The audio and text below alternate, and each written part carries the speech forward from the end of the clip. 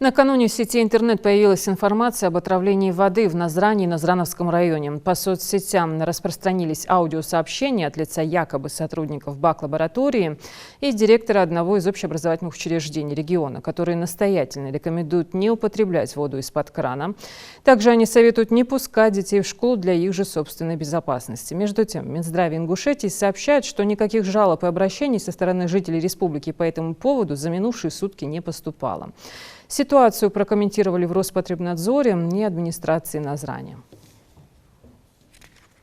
Уважаемые жители республики, в связи с ситуацией с фейковыми сообщениями, которые вчера имели массовую рассылку в соцсетях, я хотел бы пояснить следующее, что мониторинг воды в республике проводится на ежедневном режиме, есть точки отбора, как планово, так и непланово проводятся проверки ни больных, ни зараженной воды, какой-либо инфекции вирусной обнаружено не было, не обнаружено.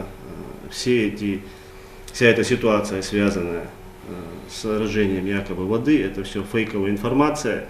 В любом случае проводятся учения плановые, внеплановые. Вчера было крайним случай, когда проводилось учение соответствующими службами. Мы все задействованы в этом бывает. И убедительная просьба жителей, получая подобные фейковые сообщения, не распространять их. Вся информация, которая будет необходимо доводиться до вас, в случае, если, не дай Аллах, что-то произойдет, она будет от имени официальных лиц, либо видеосообщение, либо с указанием имен, фамилий лиц, которые к вам обращаются на официальных сайтах.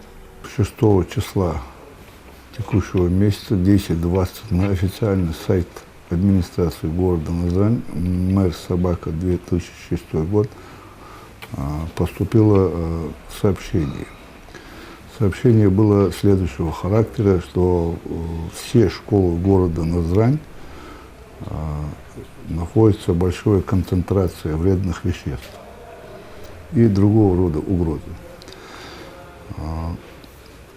Согласно плану подобных случаев, нами был создан КЧС, неплановый КЧС срочного характера, и были оповещены, приняты оперативные меры по оповещению всех силовых структур и всех заинтересованных лиц по данным подобных случаях. Это МЧС, Роспотребнадзор, прокуратура и все другие ведомства. В ходе КЧС главой города Назрань проведено было экстренное совещание, где было принято 3 решения. Это первое – проверить сам факт на предмет действительности подтверждения данного варианта. Второе – это проведение ряда мероприятий в подобных случаях, это по проверке. И третье – уже аналитического характера в данном случае.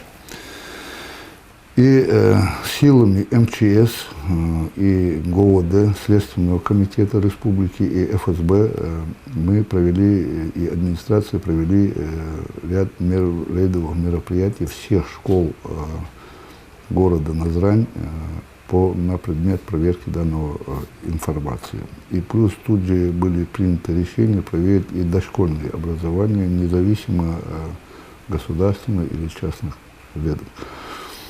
После чего, после проведения данных мероприятий, данный факт не подтвердился.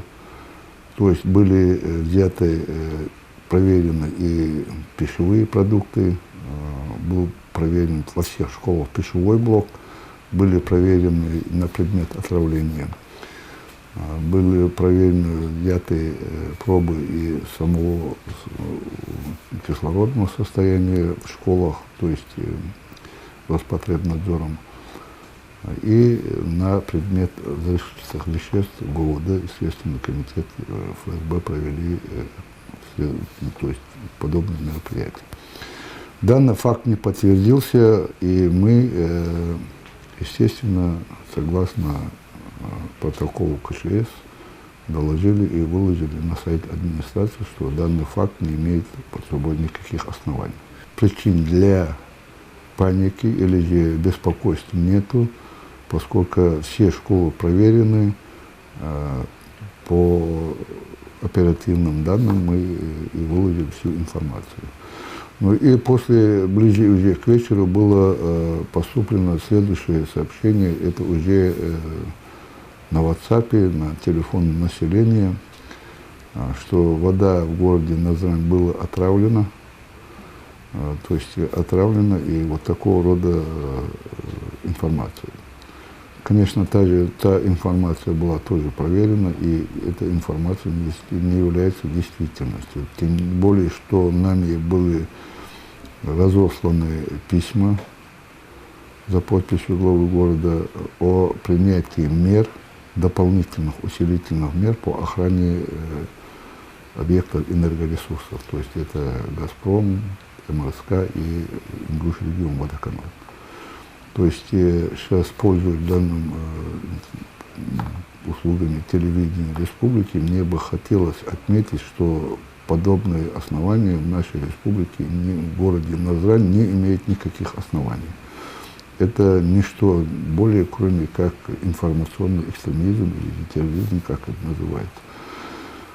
И чтобы население города на данную подобную информацию не обращало внимания, поскольку все силовые структуры республики отслеживают все сайты, отслеживают обязательно состояние, положение в школах, детских садах, учреждениях, министерств и ведомств.